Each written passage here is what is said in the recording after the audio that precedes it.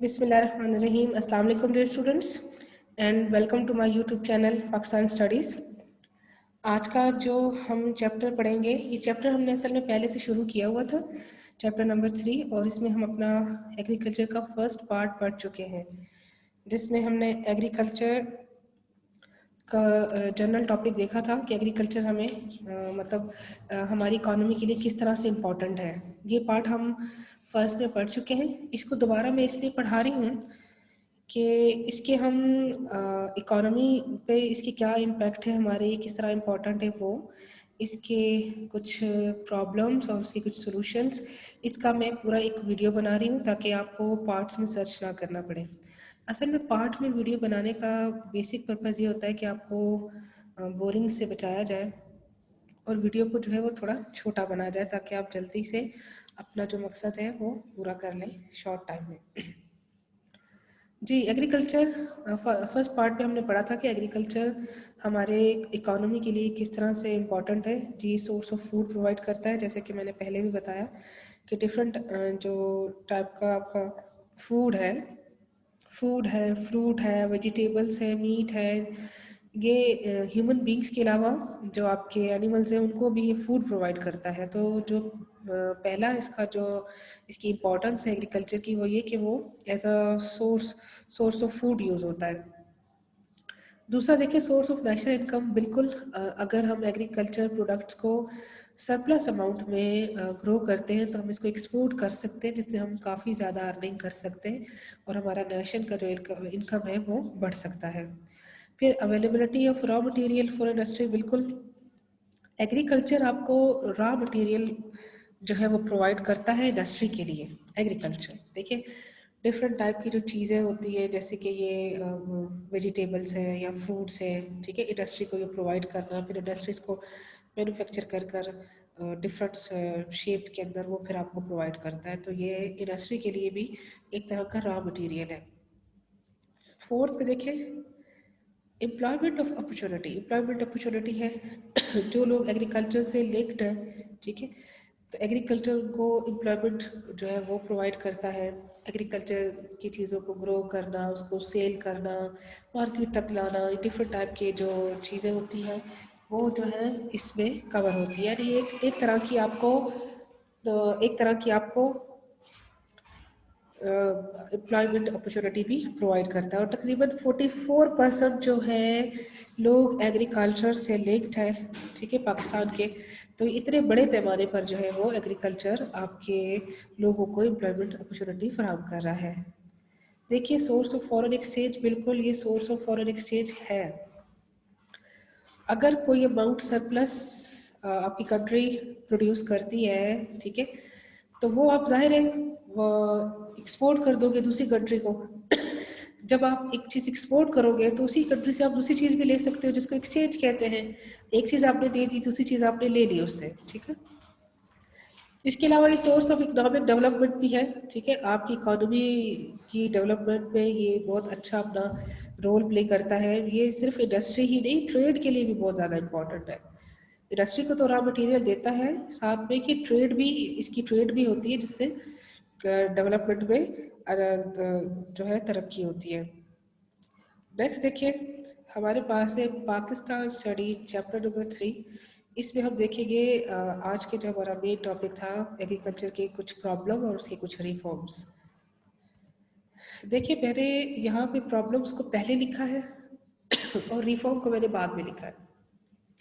तो आप ऐसा भी कर सकते हैं कि प्रॉब्लम के साथ ही रिफॉर्म लिखें। जैसे प्रॉब्लम नंबर 1 है लैक ऑफ इंडस्ट्रियल इनपुट, है ना, तो आप इसके नीचे यहाँ पर नंबर 2 से पहले यहाँ पर आप हेडिंग दे सकते हैं रिफॉर्म की, तो साथ भी इसका रिफॉर्म लिख सकते हैं। अगर आपने साथ नहीं लिखना, ठीक है, तो आप पहले सारे के सारे प्रॉब्लम लिख लें, फिर सारे के सारे आप रिफॉर्म लिख लें।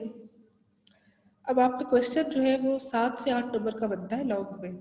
तो एग्रीकल्चर के मैंने कोई 7-8 प्रॉब्लम लिखे हैं, इसी तरह कोई 8 से 10 जो है वो आपके रिफॉर्म्स भी है।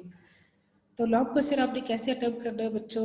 आप अगर लॉन्ग क्वेश्चन अटेम्प्ट कर रहे हैं और उसमें उसने पूछा है कि एग्रीकल्चर के प्रॉब्लम को हाईलाइट करें, तो सिर्फ प्रॉब्लम बता दें 5 से 6।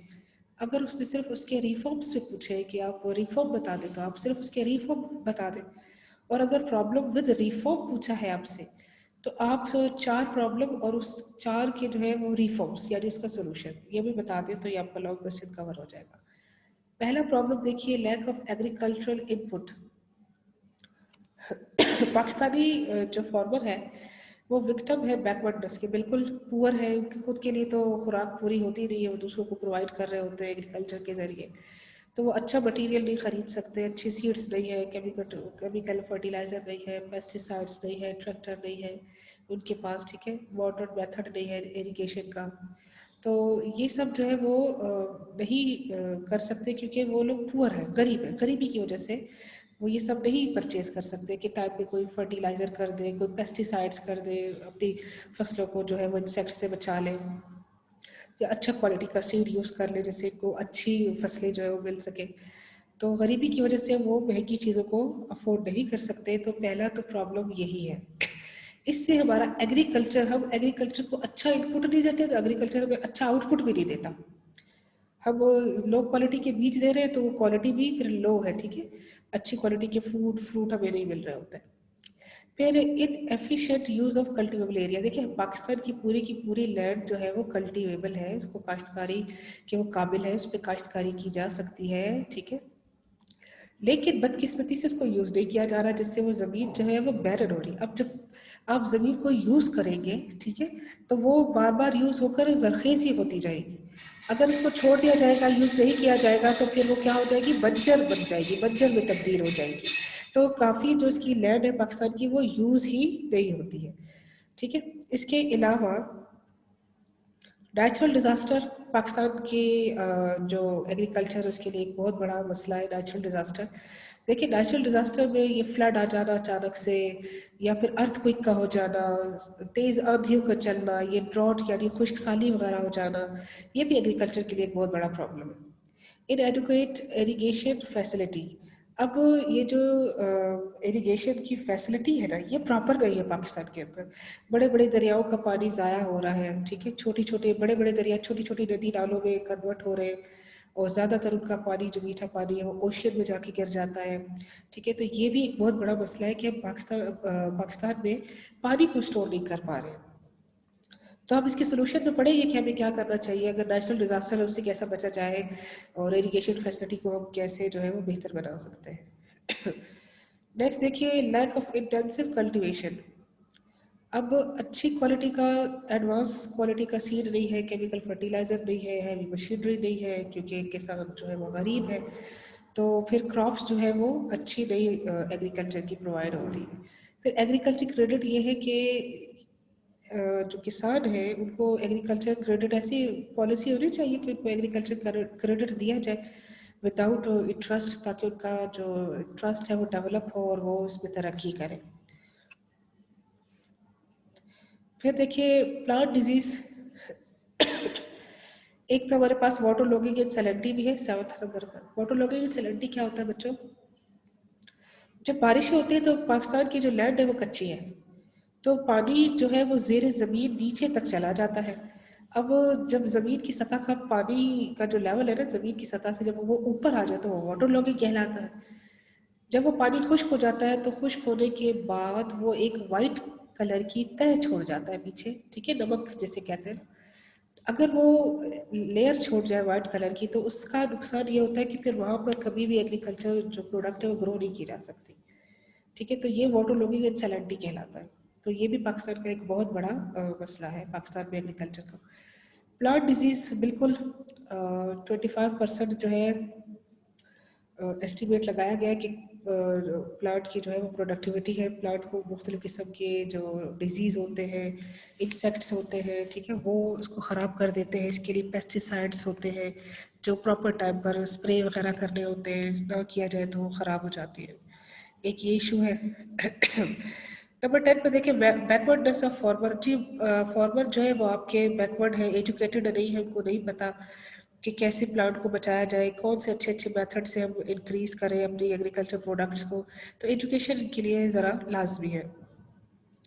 प्राइस ऑफ एग्रीकल्चर गुड्स, देखिए इंडस्ट्री गुड्स की जो प्राइस है ना वो काफ़ी हैवी है, तो जो किसान है वो फिर ज़्यादा तवज्जो नहीं देते कि एग्रीकल्चर की प्रोडक्ट की तो प्राइस ही इतनी ज़्यादा नहीं है, तो थोड़ी सी प्राइस भी इनकी अच्छी होनी चाहिए ताकि जो है इनका इंटरेस्ट जो है वो डेवलप हो। अब आते हैं इनकी सोल्यूशन की तरफ। देखिए सोल्यूशन में सबसे पहले ये कि इंटरेस्ट फ्री लोन दे देना, जो हमने क्रेडिट की बात की थी मॉडर्न, ताकि वो टेक्नोलॉजी को यूज़ करें और आपको ज़्यादा से ज़्यादा प्रोडक्टिविटी दे दें। नंबर 2 पे देखिए इरिगेशन पर्पस के लिए डैम बनाए। डैम होंगे तो टाइम पर एग्रीकल्चर को पानी मिलेगा, जिससे आपका जो है वो अच्छे तरीके से एग्रीकल्चर प्रोडक्ट मिलेगी। और अगर फ्लड आ जाता है तो वो पानी भी आप डैम में स्टोर कर सकते हैं, बाद में आप उसको यूज़ कर सकते हैं। छोटे छोटे ट्यूबवेल लगाए जगह जगह पर, ठीक है, ताकि जो अवेलेबिलिटी है वाटर की वो ऑल द टाइम एग्रीकल्चर को मिलती रहे। फिर सोल्यूशन में फोर्थ नंबर पे देखिए वाटर लॉगिंग की सैलिनिटी से बचने के लिए कुछ ऐसे स्टेप उठाए जाए कि ज़मीन का पानी अगर सक कर लिया जाए, ठीक है, तो वहाँ जब पानी नहीं रहेगा तो फिर एक वाइट कलर की लेयर भी नहीं छोड़ेगा खुश्क होने के बाद। तो कोई ऐसा स्टेप लिया जाए कि वाटर लॉगिंग की सैलिनिटी से बचाया जाए लैंड को। इसके अलावा जो लैंड कल्टीवेबल के लायक है तो उसको यूज़ किया जाए बार बार, ताकि वो बैरन ना हो। नंबर 5 पर है। 6 पर देखिए पॉपुलेशन इंक्रीज द पर एकड़ प्रोडक्शन ऑफ वीट। जी अगर आप इंक्रीज करना चाहते हैं प्रोडक्शन को, वीट है, राइस है, अदर एग्रीकल्चर प्रोडक्ट्स है, तो अच्छा सीड दे दें, साइंटिफिक मेथड यूज़ कर ले और रिसर्च सेंटर खोल दें, लोगों को बताएं, उस पर बिठाएं, उनको एजुकेट करें, उन्हें बताएं जी ये तरीके हैं, अगर आप इनको अडॉप्ट करें तो आपकी जो आपका अपना इनकम तो होगा होगा इंक्रीज, आपकी जो प्रोडक्टिविटी है वो भी इंक्रीज हो जाएगी, आपकी नेशन खुशहाल हो जाएगी। आप इस तरह से काम कर लें, रिसर्च कर लें उसके ऊपर, ठीक है। नंबर 7 पर देखिए ये जो फ्रेगमेंटेशन है ना बच्चों, इसका मतलब होता है लैंड को पार्ट में डिवाइड कर देना। जैसे एक बाप है, उसकी एक ज़मीन है, ठीक है, 10 एकड़ है, 20 एकड़ है, 100 एकड़ है। अब वो मर जाता है तो उसके पीछे 4-5 उसके बच्चे हैं, तो जाहिर है वो फिर उसको पार्ट बना लेंगे कि ये भी इतना पार्ट मेरा है, इतना पार्ट इसका है। तो जब ये लैंड पार्ट में डिवाइड हो जाएगी तो ये बहुत ज़्यादा नुकसान करेगी फ्रेगमेंटेशन जो है ना। इसके लिए पाकिस्तान को चाहिए कि कुछ लेजिस्लेशन कर ले। लेजिस्लेशन कहते हैं कानून बनाने को। कानून बना ले कि जो एग्रीकल्चर लैंड है इसकी फ्रेगमेंटेशन ना हो, ठीक है, कोई और तरीके से ये आपस में एक दूसरे को कंपनसेट करते रहे, लेकिन पार्ट्स में लैंड को डिवाइड करके ख़राब ना करें, क्योंकि वो एग्रीकल्चर प्रोडक्ट दे रही है तो इस पर एग्रीकल्चर करें, जिससे इसकी नेशन की, न सिर्फ नेशन की हमारे बल्कि उनकी भी बेहतरी है। फिर है method of production from natural disaster like flood है should be device increase depth. जी बिल्कुल, अगर आपने फ्लड को वो करना है कि बार बार फ्लड आ रहा है तो आप गहरे गहरे जो है वो डैम बनाने से पानी स्टोर कर लें। पानी स्टोर करने से पानी जो है बाद में इस्तेमाल होने की काबिल रहता है। फिर देखिए फार्मर को इंकरेज करें जी, आप अच्छी एग्रीकल्चर प्रोडक्ट दें, हम उसकी अच्छी जो है वो प्राइस देंगे। एग्रीकल्चर की बेस ही आपकी इंडस्ट्री है, को जो है वो इंकरेज करें, उनको फ्लोरिश करें जी। आप ज़रूर एग्रीकल्चर में काम करें तो इससे भी बेहतरी आएगी। फिर नंबर 10 पर है कि एग्रीकल्चर जो ट्रांसपोर्ट है उसको बेहतर बनाया जाए। पेरिशेबल फूड होता है वो जल्दी ख़राब ना हो जाए, ठीक है, उसको इससे बचाने के लिए इस तरह के स्टेप लिए जाए, तो फिर जाकर जो है वो इस तरह से हो जाता है। होप्स हो कि आपको आज की वीडियो जो है वो समझ आ गई होगी। और आप कमेंट्स में मुझे बता सकते हैं कि नेक्स्ट टॉपिक आपने क्या पढ़ना है, किस तरह पढ़ना है, पार्ट्स में पढ़ना है या इसी तरह का मैं पूरा एक टॉपिक कवर कर दूँ, ठीक है, जैसा भी आप पढ़ना चाहें, ठीक है। तो अपने कमेंट्स में अपनी राय ज़रूर दीजिएगा। शुक्रिया, अल्लाह हाफ़िज़।